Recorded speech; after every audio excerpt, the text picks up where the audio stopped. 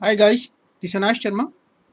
और इस सेशन में हम बात करेंगे पिवट और अनपिवट रिलेशनल ऑपरेटर।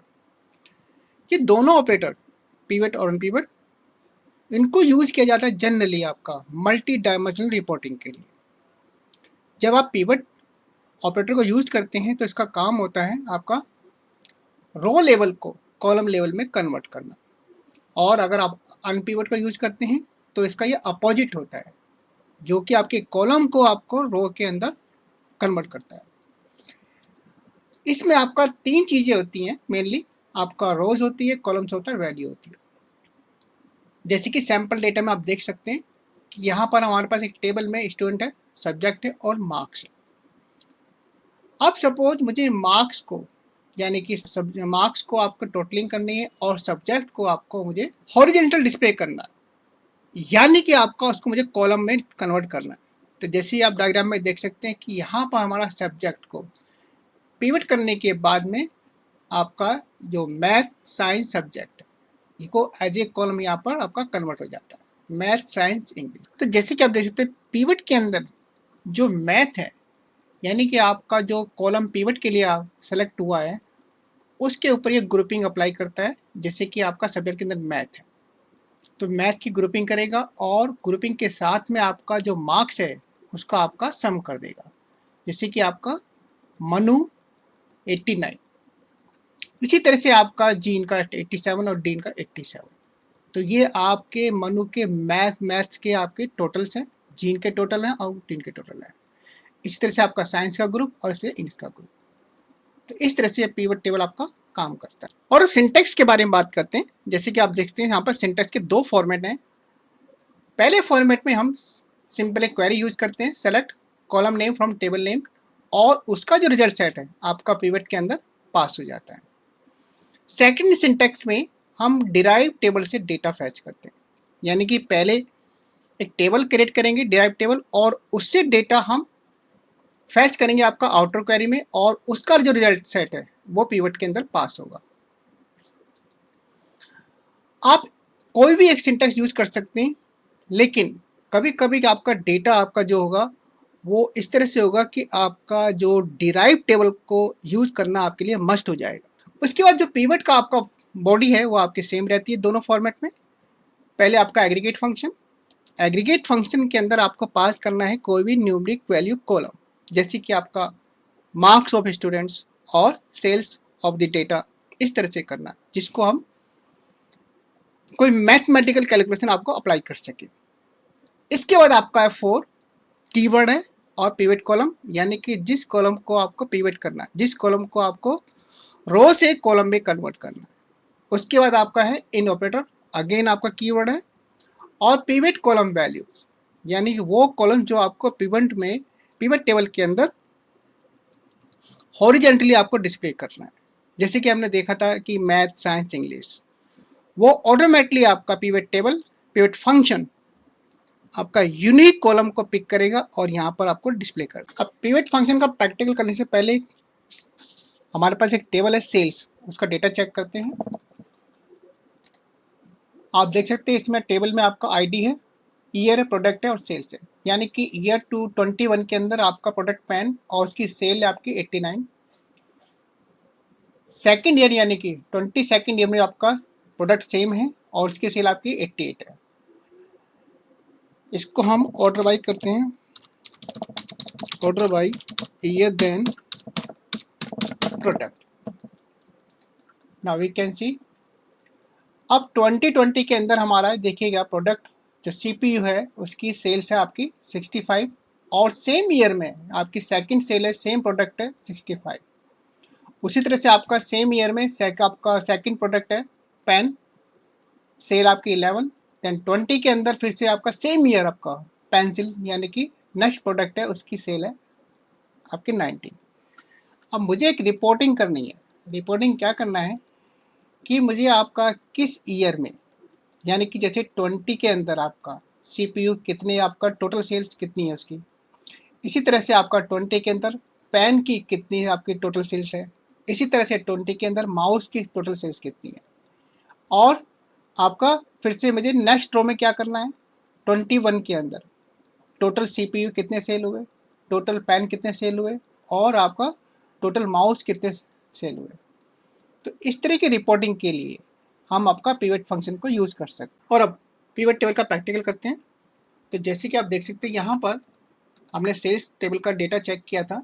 तो सबसे पहले हमने क्वेरी लिखी है select star from sales then pivot, और सेकंड में आपका सम यानी कि एग्रीगेट फंक्शन, तो हमें सेल्स के ऊपर उसको एग्रीगेट करना है।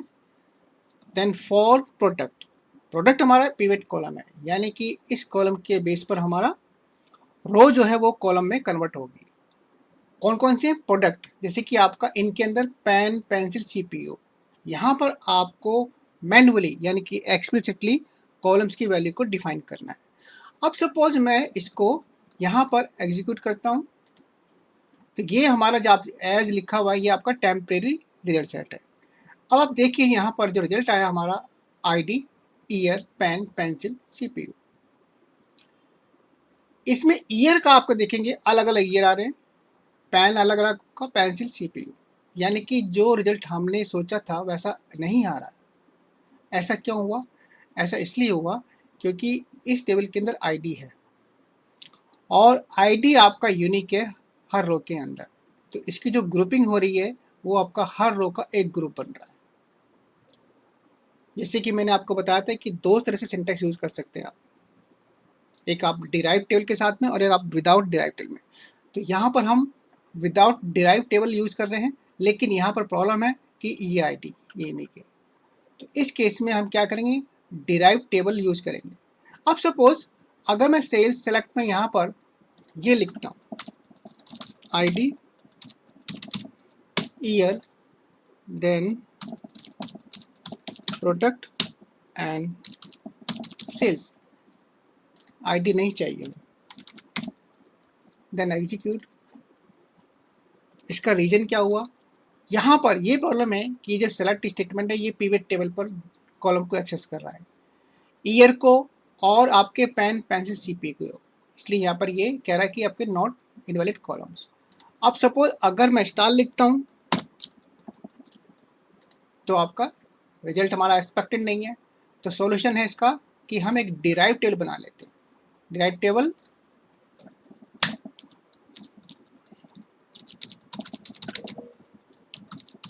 Year,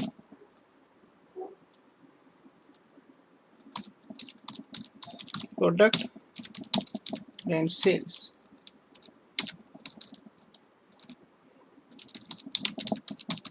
sales.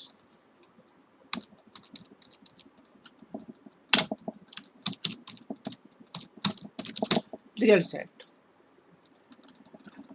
तो इस केस में यहाँ पर एक आपकी टेबल डिराइव टेबल हो गई जिसमें हमने केवल ईयर, प्रोडक्ट, सेल्स, इसका रिजल्ट सेट आपका इस वाले आप क्वेरी के अंदर पास होगा और वो पिवट में चला जाएगा।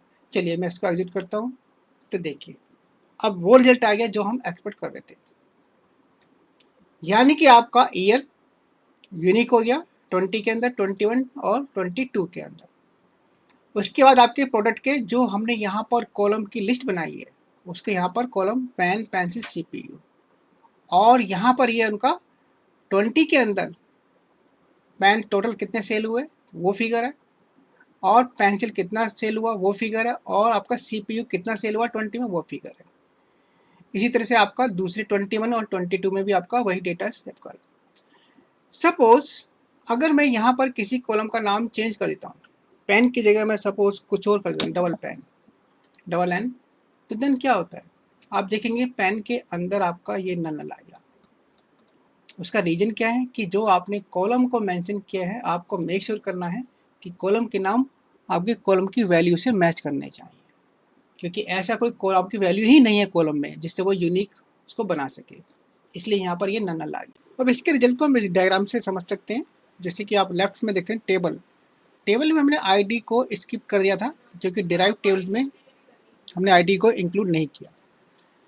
उसमें था ईयर, प्रोडक्ट और सेल्स, और उसके बाद जो ग्रुपिंग होती है आपका देखिए 20 ईयर और प्रोडक्ट, ईयर और प्रोडक्ट के हिसाब से ग्रुपिंग हो रही है। यानी 20 के अंदर CPU आपका 2 बार सेल हुआ है तो उसका टोटल हो गया आपका 130 किसके अंदर 20 के अंदर।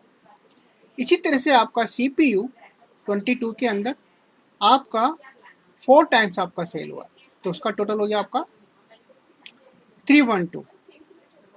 इसी तरह से आपका ईयर आपका यूनिक हो गया, और पेन और प्रोडक्ट के नाम भी आपके यूनिक हो गए, पेन, पेंसिल, CPU। आप देखेंगे इसमें माउस नहीं है, क्योंकि हमने, आप चेक करेंगे तो हमने यहाँ पर माउस को इंक्लूड नहीं किया था। अगर इसमें माउस इंक्लूड कर लेते हैं तो रिजल्ट में हमारा माउस भी है। और अब बात करते हैं डायनेमिक पिवट टेबल की। जैसे कि आप इस एग्जाम्पल में देख सकते हैं, यहाँ पर हमने पिवट जो कॉलम्स हैं, पेन, पेंसिल, CPU, ये हार्ड कोड दे रखे।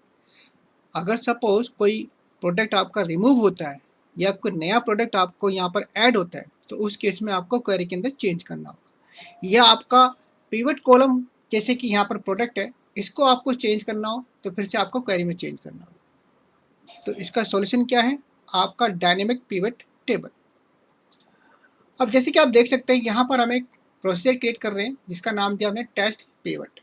इसमें 2 कॉलम है, 2 पैरामीटर हम पास कर रहे हैं, कॉलम का नाम और कॉलम की लिस्ट। इसके बाद हमने क्या किया, यहाँ पर एक वेरिएबल लिया है क्वेरी, और उस क्वेरी के अंदर इसको हम डायनेमिक क्वेरी भी बोलते हैं। यहाँ पर हमने क्वेरी को लिख करके स्टेटमेंट को इसके अंदर असाइन कर दिया, सेम इसके। और लेकिन डिफरेंस क्या है, 4 के अंदर जहाँ पर हमारा प्रोडक्ट हार्ड कोड था, यहाँ पर हमने पैरामीटर का नाम दे दिया, और यहाँ पर इनके अंदर जहाँ पर हमने हार्ड कोड वैल्यू लिस्ट दी हुई थी, अब यहाँ पर इस पैरामीटर को दे दिया, और यहाँ पर इसके बाद हमने डायनेमिक क्वेरी को एग्जीक्यूट कर दिया।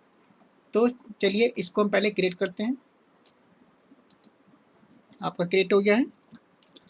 अब आप देखेंगे इस प्रोसीजर को मैंने आपका पिवट कॉलम, इसका वैल्यू दिए प्रोडक्ट, और पिवट कॉलम लिस्ट के अंदर दिया मैंने पेन। अब सपोज मैं इसको एग्जीक्यूट करता हूँ तो देखेंगे आप केवल पेन आ रहा है। सपोज मुझे पेन के साथ साथ में माउस, तो आप देखेंगे माउस भी आ गया। और अगर सपोज पेंसिल, देन पेंसिल भी आ गया। तो इस तरह से आप पिवट टेबल को आप डायनेमिक बना सकते हैं। और अब देखते हैं अनपिवट टेबल। अनपिवट टेबल आपका रिवर्स होता है, जो कि आपके कॉलम्स को रो में कन्वर्ट करता है।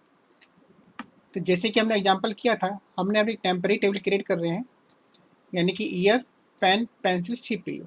जो पिवट टेबल का आपका रिजल्ट था, हम एक टेम्पररी रिजल्ट टेबल में उसको स्टोर करेंगे। उसके बाद हमने कहा इंसर्ट इनटू टेम्पररी टेबल, और फिर से यहाँ पर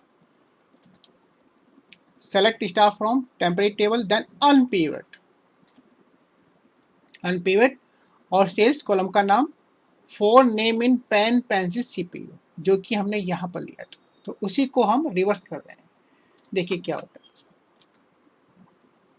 अब यहाँ पर आप देख सकते हैं आपका ईयर से 2020, सेल्स आपका पेन का, पेंसिल का, CPU का। तो जो जो हमने प्रोडक्ट सेलेक्ट किए थे उसको उसने आपका रिवर्स करके आपको कॉलम्स को आपको रो में कन्वर्ट कर दिया। पहले हमारा जो पेन, पेंसिल, ये सब हमारे कॉलम में थे, अब ये रो बन गए ऐसे। तो इस तरह से आप पिवट और अनपिवट को यूज कर सकते। So guys, this was all about the pivot table in SQL Server. I hope you understood everything. Thanks for watching the video.